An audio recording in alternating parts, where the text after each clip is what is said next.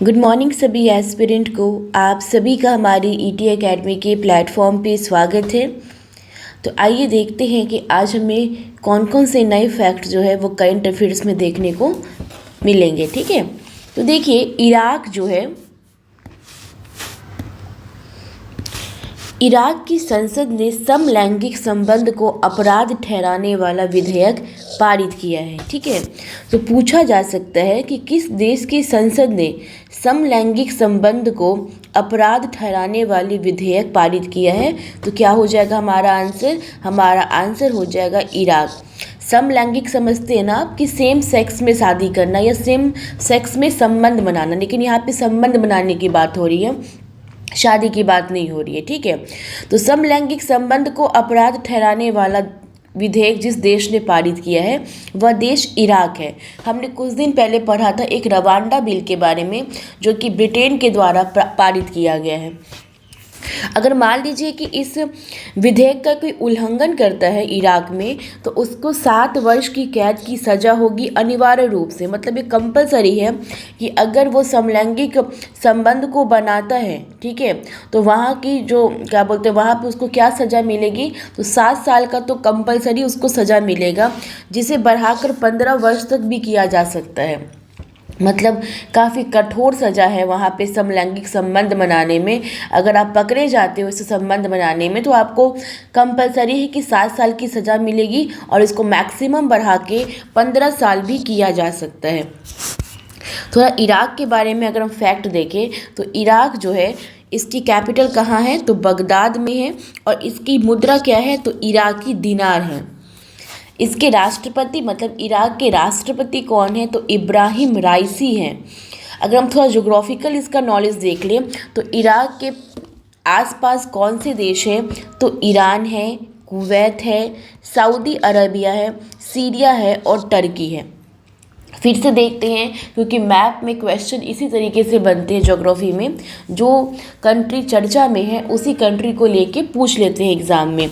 तो इराक का पड़ोसी में कौन कौन है, तो Iran, Kuwait, Saudi Arabia, Syria और टर्की। दूसरी न्यूज़ है कि गुजरात का जो अजरक है उसको अभी हाल ही में क्या दिया गया है, तो जीआई टैग दिया गया है।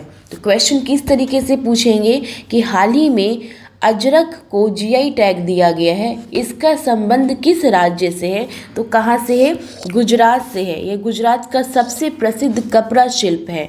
अगर आप देखो इसका उत्पादन कहाँ होता है, तो मुख्य रूप से 3 जगह पे इसका उत्पादन होता है। एक गुजरात के कच्छ में, दूसरा राजस्थान के बाड़मेर जिला में और तीसरा पाकिस्तान के सिंध में। कहाँ कहाँ होता है अजरक का उत्पादन, इम्पॉर्टेंट है ये, ठीक है, क्योंकि जीआई टैग मिला इसे। तो 3 जगह होता है, एक गुजरात के कच्छ में, दूसरा राजस्थान के बाड़मेर में और तीसरा पाकिस्तान के सिंध में। अगली न्यूज़ है कि ऑस्ट्रेलिया के जो क्रिकेटर है शेन वॉटसन, उनकी आत्मकथा को लॉन्च किया गया है।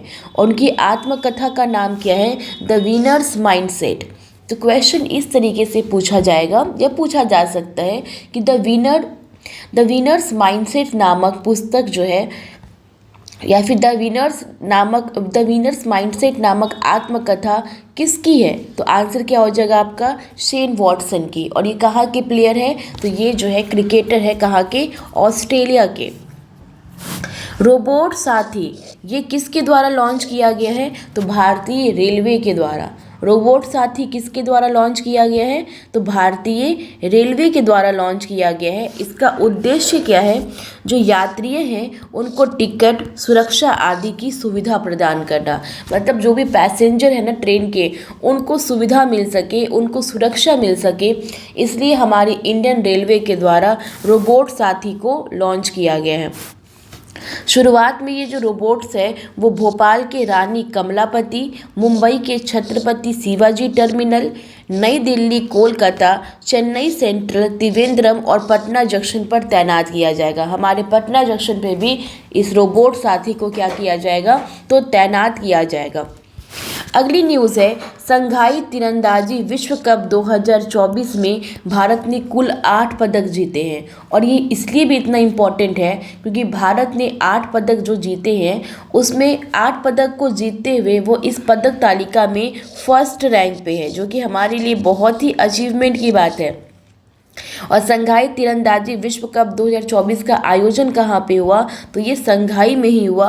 और भारत फर्स्ट रैंक पे है और सेकंड रैंक पे कौन है, तो साउथ कोरिया है। अब हम देखते हैं कि भारत ने 8 पदक जो कुल जीते उसमें गोल्ड कितना है, सिल्वर कितना है और ब्रॉन्ज कितना है। तो याद रखिएगा 5 गोल्ड जीता है भारत ने, 2 सिल्वर जीता है और 1 ब्रॉन्ज जीता है। अगली देखिए न्यूज़ क्या है, ब्रू समुदाय। अब ब्रू समुदाय चर्चा में इसलिए है क्योंकि ये त्रिपुरा और मिज़ोरम की एक समुदाय है। ये चर्चा में इसलिए है क्योंकि पूर्वोत्तर राज्य त्रिपुरा, मिज़ोरम और असम में पाई जाने वाली ब्रू समुदाय जो है उसने पहली बार मतदान में भाग लिया है। आप देखिए ये सब जो फैक्ट्स है ये प्रीलिम्स के लिए तो इम्पॉर्टेंट है ही, लेकिन मेंस के लिए एज वेल बहुत ज़्यादा इम्पॉर्टेंट है आपके आंसर राइटिंग को इन्हेंस करने के लिए। क्योंकि आप देखो इलेक्शंस जो है अब उन तबकों तक भी पहुंच रहा है जो तबके जो है इससे क्या रहते थे, दूर रहते थे। क्योंकि ब्रू समुदाय बहुत ही ज़्यादा कमज़ोर समुदाय मानी जाती है नॉर्थ ईस्ट में, ठीक है। और ये समुदाय जो है वो निकल के आ रही है और वोटिंग तक अपनी क्या कर रही है, पहुंच बना पा रही है। क्योंकि वोटिंग तक पहुंच बनाने का मतलब क्या होता है, अगर आप इसको कनेक्ट कीजिएगा कि आप किस में अपनी भूमिका निभा रहे हो, नीति निर्माण में भूमिका निभा रहे हो इनडायरेक्ट रूप से। क्योंकि आप जिस रिप्रेजेंटेटिव को चुन रहे हो, कैसे चुन रहे हो, उनको चुन रहे हो अपने ऊपर 5 साल के लिए शासन करने के लिए, तो आपका चुनने का तरीका क्या है, वोट के माध्यम से। तो आप कहीं ना कहीं इस नीति निर्माण में भूमिका निभा रहे हो अप्रत्यक्ष रूप से। तो अब इस नीति निर्माण में भूमिका जो है ब्रू समुदाय, जो समाज के सबसे कमज़ोर समुदाय हैं नॉर्थ ईस्ट में, वो लोग भी पार्टिसिपेट कर रहे हैं। तो इसलिए मैं कहती हूँ कि आप लोग के क्षेत्र में जब इलेक्शंस हो तो प्लीज़ जाके ज़रूर वोट कीजिए, क्योंकि वोटिंग बहुत ज़्यादा इम्पॉर्टेंट है, ठीक है। अगर सरकार इस दिन छुट्टी देती है 1 दिनों के लिए तो घर में रेस्ट करने के लिए नहीं देती है, ठीक है, वोट डालने के लिए देती है। लोग इसको अपना छुट्टी समझ लेते हैं। और अगर आप देखिए इस समुदाय को, तो इस समुदाय को वहाँ पे किस नाम से जानते हैं, तो रियांग के नाम से जाना जाता है। आगे देखिए विसिजम पोर्ट जो है, जो कि केरला में है और अडानी समूह का ये पोर्ट है, इसको भारत के शिपिंग मंत्रालय द्वारा पहले ट्रांसशिपमेंट पोर्ट के रूप में संचालन को मंजूरी दी गई है। इम्पॉर्टेंट है, क्यों इम्पॉर्टेंट है, क्योंकि पहला ट्रांसशिपमेंट पोर्ट है ये।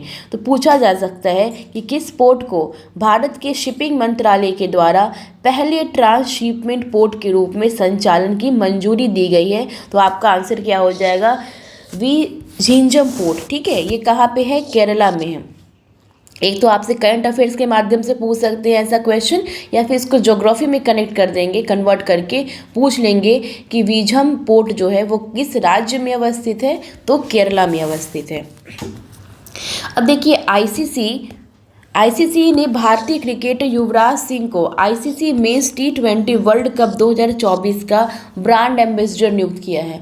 अब आप लोग ये सोचोगे कि मैम थोड़े दिन पहले आपने बताया कि उसेन बोल्ट को जो है ब्रांड एम्बेसडर बनाया गया था, किसका, ICC men's T20 world cup का। तो याद रखिए उसेन बोल्ट और युवराज सिंह, इन दोनों को बनाया गया है क्या, तो ब्रांड एम्बेसडर किसका, तो आईसीसी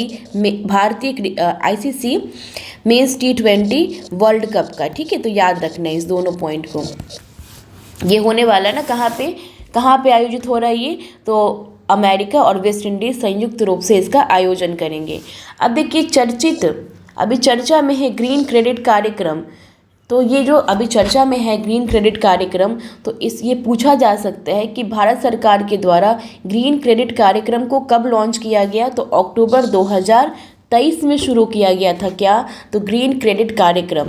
इसका उद्देश्य क्या है, व्यक्तियों और संस्थाओं को उनके सकारात्मक पर्यावरणीय योगदान के लिए पुरस्कृत और प्रोत्साहित करना।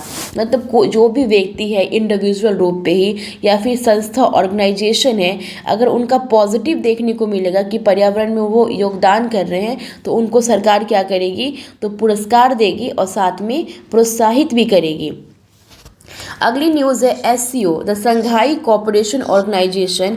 इसकी ना रक्षा मंत्रियों की बैठक हो रही है।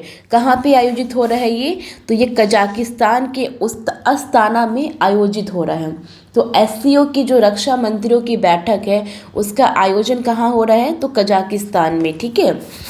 भारत के प्रतिनिधित्व कौन कर रहे हैं इस सम्मेलन में? तो गिरिधर अरमाने।